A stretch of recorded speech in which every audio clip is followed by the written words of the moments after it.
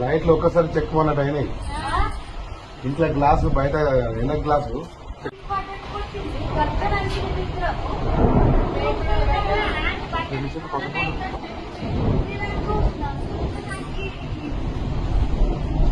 లైట్లు ఒక్కసారి చెక్ అన్నట్టు అయినాయి. ఇంట్లో గ్లాసు బయట వెనక గ్లాసు